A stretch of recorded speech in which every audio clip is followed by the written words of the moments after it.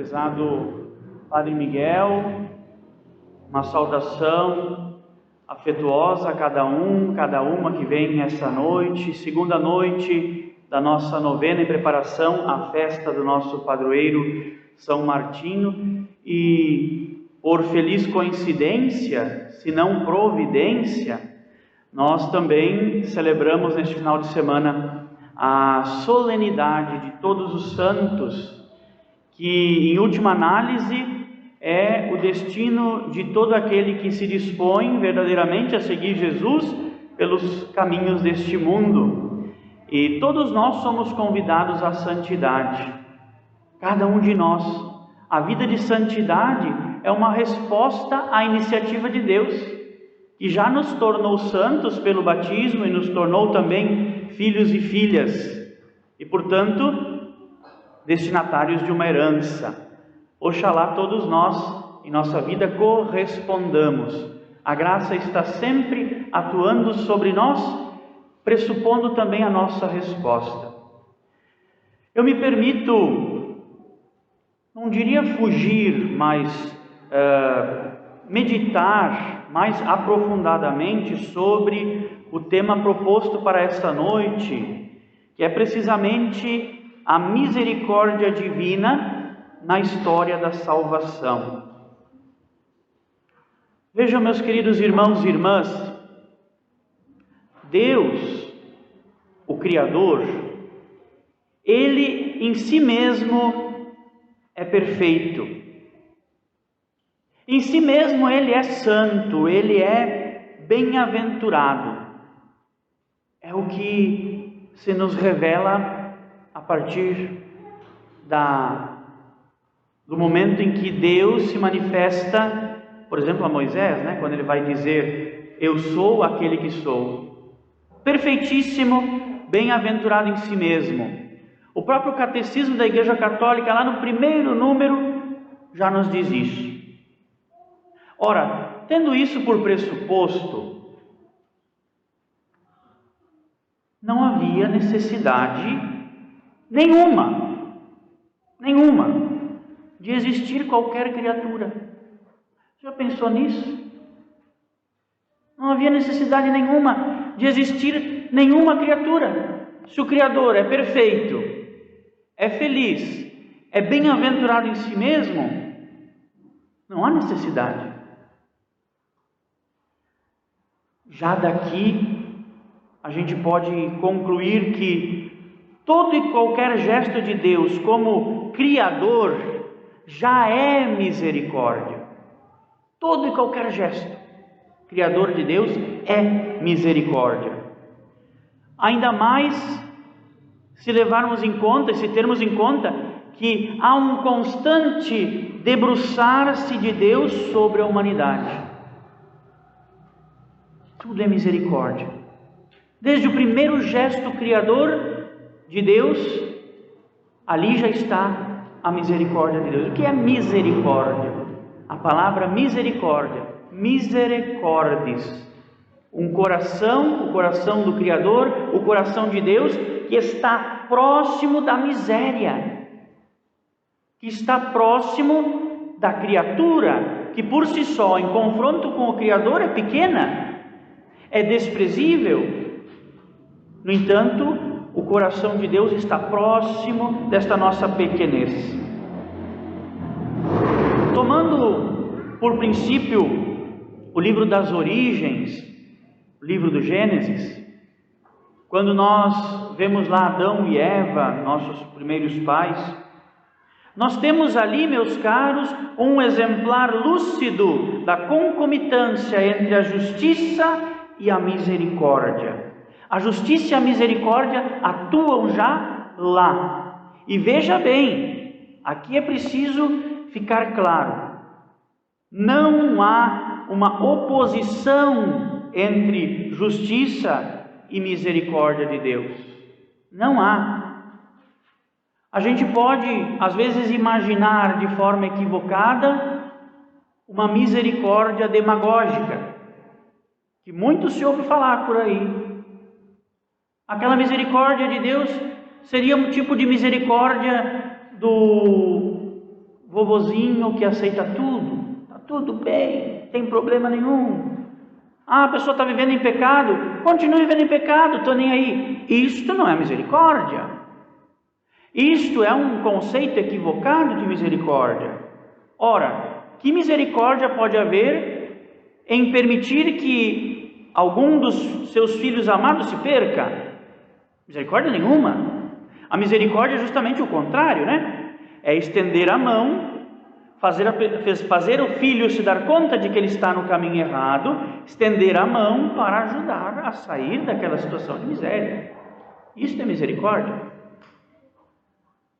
Em Adão e Eva, então, como eu dizia, nós vimos aquilo que um prefácio eucarístico, um dos prefácios eucarísticos vai dizer: a justiça de Deus os puniu, mas sua misericórdia os resgatou. Por quê, meus amados?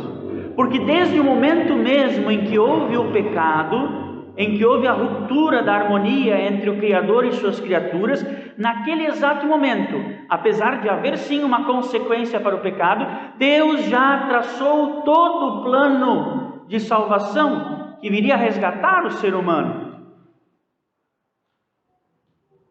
E o Antigo Testamento inteiro, todo o Antigo Testamento, está eivado de alianças. Deus sempre permaneceu fiel às suas alianças. Já o povo, muitas vezes, as quebrou. E o que é a aliança, senão a misericórdia de Deus, para fazer com que aquele povo se desse conta, tomasse consciência e, afinal, assumisse a sua responsabilidade na participação da obra criadora de Deus. É isto que é aliança. É uma vez mais unir-se ao Criador, é selar de novo um pacto com o Criador. Por isso que é misericórdia. Toda a aliança de Deus é um esforço de Deus para novamente trazer o ser humano, uma vez mais, à origem inicial. O povo de Deus que recebera essas alianças, muitas vezes virou as costas para essa misericórdia em forma de alianças. Vamos relembrar um pouquinho? Noé. A história de Noé a gente conhece. Noé, Deus o escolheu, o levantou, e ele pôde ser o porta-voz daquilo que viria para corrigir os caminhos. Ele anuncia previamente o dilúvio, mas o dilúvio não vem sozinho. Dilúvio, vejam bem aqui de novo a justiça de Deus, mas há também a arca. O que é a arca?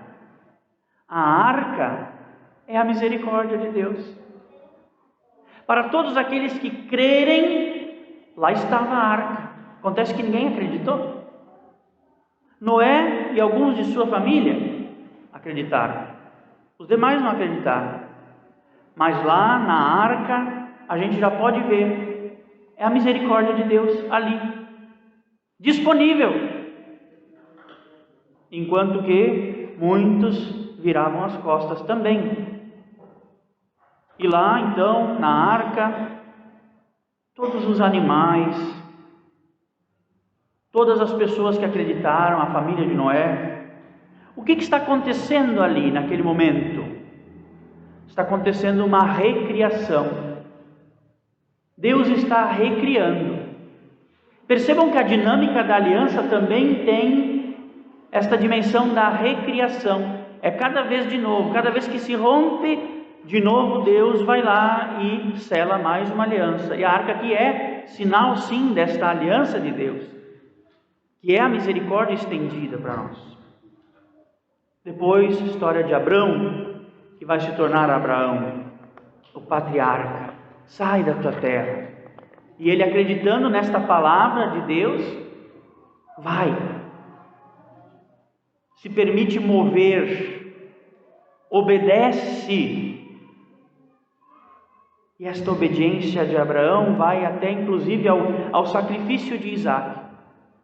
Ao sacrifício de Isaac. Abraão não entendeu, mas foi até o fim. E aí acontece de novo uma intervenção da misericórdia. Você percebe que em cada aliança está lá sempre a intervenção misericordiosa de Deus acontecendo. No momento do sacrifício, aparece um mensageiro de Deus, intervém, e esta é uma intervenção misericordiosa de Deus. Não estendas a mão contra teu filho. Poupa o filho de Abraão. O que em paralelo nós vamos ver depois, Deus Pai não poupa nem o seu filho. Mas seguindo aquela linha de raciocínio, Moisés, quando o povo estava sob o jugo do Egito, Deus se revela a Moisés na sarça ardente. E ali nós temos de novo a misericórdia de Deus, porque Ele se manifesta tendo por intuito o quê? A libertação do povo.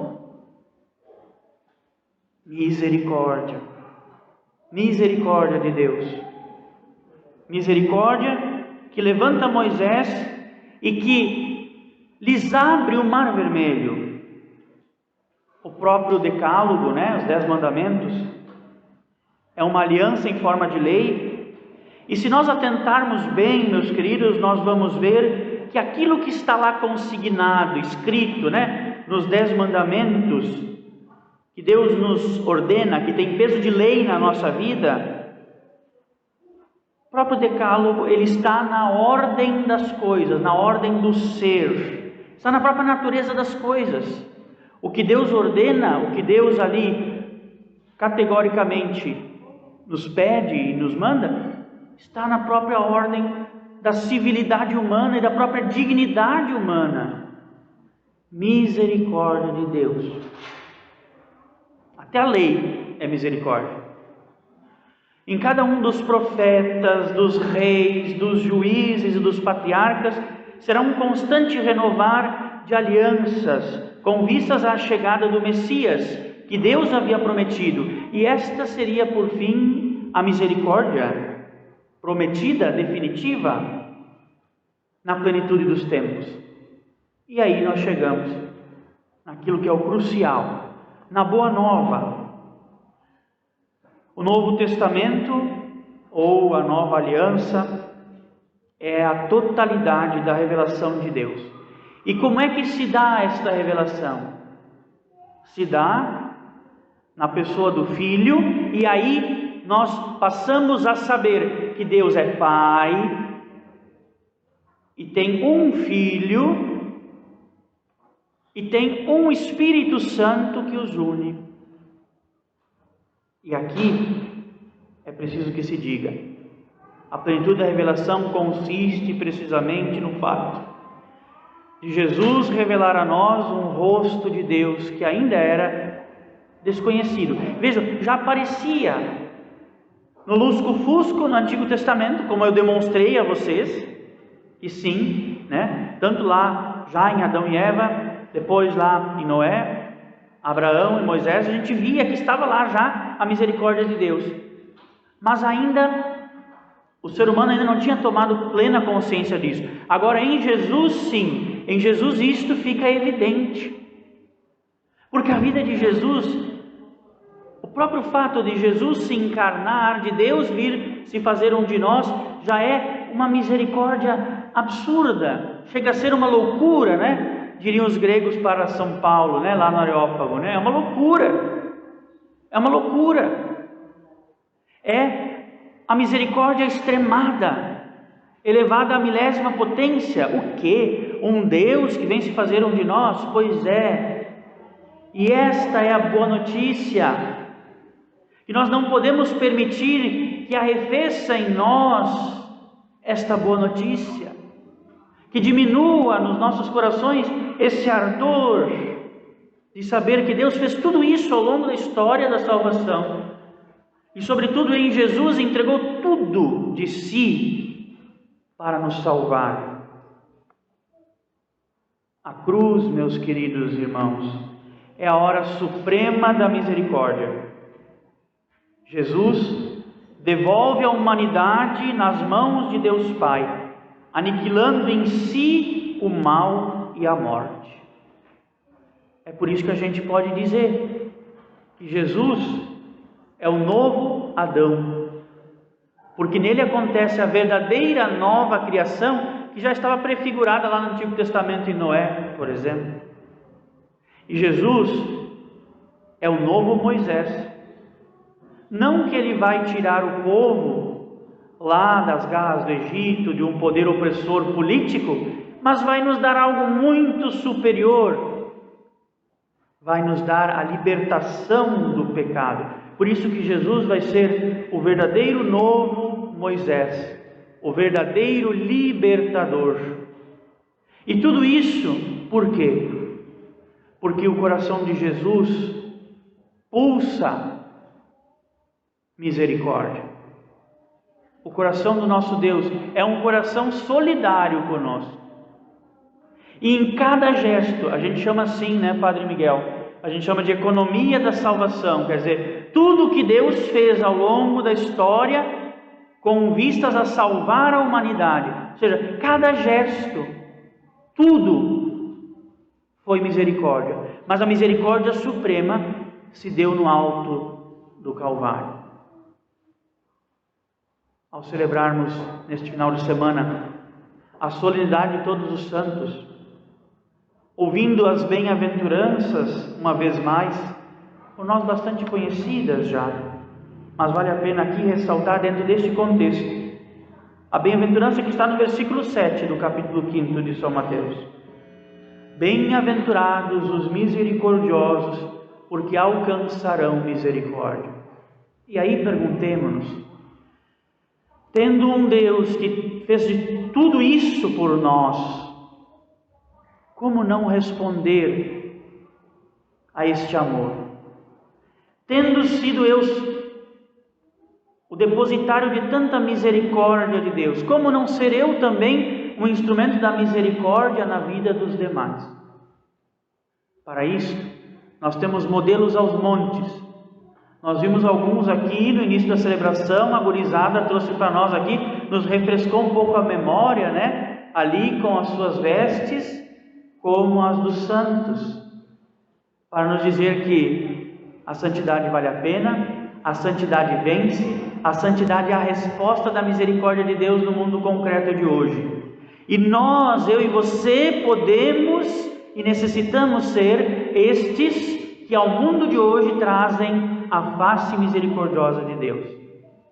E esta gurizada que está aí vestida com estas roupas que caracterizam os santos, a gente bate o olho, a gente já lembra de algum santo.